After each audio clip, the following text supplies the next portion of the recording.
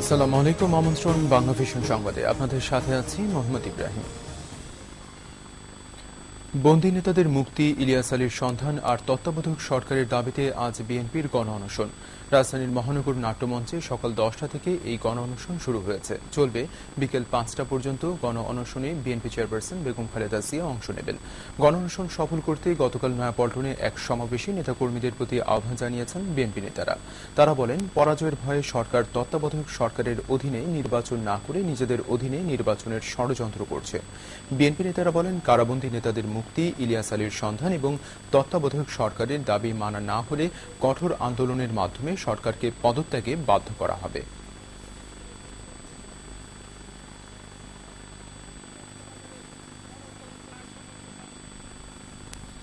দেশের পুলিশ এবং ভূমি ব্যবস্থাপনা খাতেই সবচেয়ে বেশি দুর্নীতিগ্রস্ত বলে উল্লেখ করেছেন অর্থমন্ত্রী আবুল মাল আব্দুল মুহিত।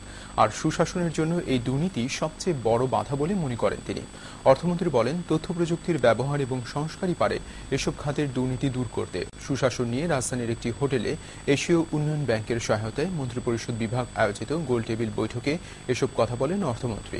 অন্যদিকে দুর্নীতি দমন কমিশনের চেয়ারম্যান গোলাম রহমান বলেন, রাজনৈতিক সদিচ্ছা ছাড়া দুর্নীতি দমন সম্ভব নয়।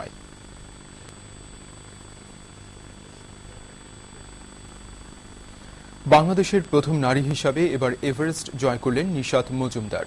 বাংলা মাউন্টেনিং অ্যান্ড ট্রেকিং ক্লাবের প্রতিষ্ঠাতা ইনাম আল হক জানান, নেপালের স্থানীয় সময় সকাল 9:30টায় নিশাত এভারেস্ট জয় করেন। নিশাতের সহযোগী শেরপারা বিষয়টি নিশ্চিত করেছেন বলে জানান তিনি। গত এপ্রিল মাসের প্রথম সপ্তাহে নিশাত এভারেস্টের উদ্দেশ্যে যাত্রা করেন। আগামী 2 দিনের মধ্যে নিশাত বেজ ক্যাম্পে ফিরবেন বলে আশা করা হচ্ছে।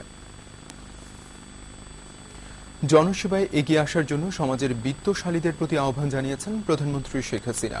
সকালে হোটেল সোনারগাঁয়ে লায়ন্স ক্লাবের 25 বছর পূর্তি অনুষ্ঠানে প্রধানমন্ত্রী আরও বলেছেন, বিদ্যুৎ সমস্যা সমাধানে সচেষ্ট রয়েছে সরকার। অনুষ্ঠানে বর্তমান সরকারের বিভিন্ন উন্নয়ন কর্মকাণ্ড তুলে ধরে প্রধানমন্ত্রী শেখ হাসিনা বলেন, দেশের দারিদ্র্য বিমোচনই তার সরকারের একমাত্র লক্ষ্য।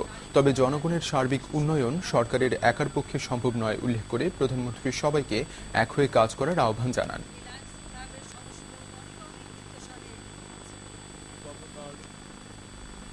শিল্পগুরু শফিউদ্দিন আহমেদ আর নেই। রাজধানীর স্কয়ার হাসপাতালে শনিবার রাত 12:30 চিকিৎসাধীন অবস্থায় তিনি ইন্তেকাল করেন। ইন্না লিল্লাহি ওয়া ইন্না ইলাইহি রাজিউন। গত 3 দিন ধরে তাকে লাইফ সাপোর্টে রাখা হয়েছিল। চিকিৎসকরা জানান, দীর্ঘদিন ধরে বার্ধক্যজনিত নানা সমস্যায় ভুগছিলেন শফিউদ্দিন আহমেদ। পরিবারের সদস্যরা জানান, রোববার তার মরদেহ স্কয়ার হাসপাতালের হিমঘরে রাখা হবে। শিল্পী সমাজ ও শুভানুধ্যায়ীদের সাথে আলোচনা করে দাফন সংক্রান্ত বিষয়ে সিদ্ধান্ত নেওয়া হবে।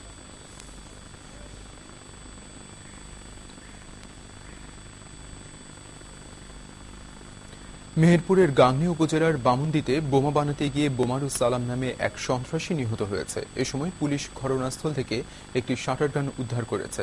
পুলিশ জানায়, গভীর রাতে সালাম জেলার বামুন্দি পশ্চিম পাড়ার একটি মাঠের মধ্যে বোমা বানাচ্ছিল। এ সময় অসাবধানতায় বোমার বিস্ফোরণ ঘটলে সে আহত হয়। সালামের চিৎকারে স্থানীয়রা এসে তাকে উদ্ধার করে মেহেরপুর জেনারেল হাসপাতালে ভর্তি করে। পরে তার শারীরিক অবস্থার অবনতি হলে ঢাকায় নেয়ার পথে সে মারা যান। নিহত সালামের বিরুদ্ধে থানায় একাধিক বোমা হামলা সহ বিভিন্ন মামলা রয়েছে বলে জানায় police. UEFA Champions League football. Bayern মিউনিখকে টাই ব্রেকারে 4-3 গোলে হারিয়ে প্রথমবারের মতো উয়েফা চ্যাম্পিয়ন্স লিগের শিরোপা জিতে নিল ইংলিশ ক্লাব চেলসি। পেনাল্টি মিসে কপাল পুড়ল জার্মান ক্লাব বায়ার্ন মিউনিখের। আলিয়ান্স এরেনায় চেলসির বিপক্ষে ফেভারিট হয়ে মাঠে নামে 4বারের চ্যাম্পিয়ন বায়ার্ন মিউনিখ।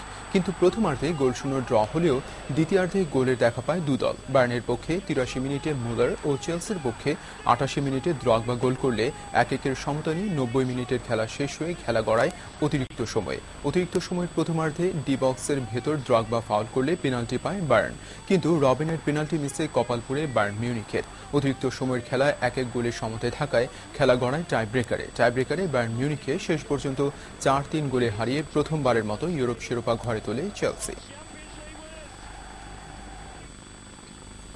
এই ছিল এখনকার মতো সংবাদ বেলা 12টায় দেখার আমন্ত্রণ রইল। এছাড়া দেশ বিদেশের সর্বশেষ সংবাদ সবার আগে জানতে আপনার গ্রামীণ ফোন ও এয়ারটেল থেকে ডায়াল করুন 1616 নম্বরে।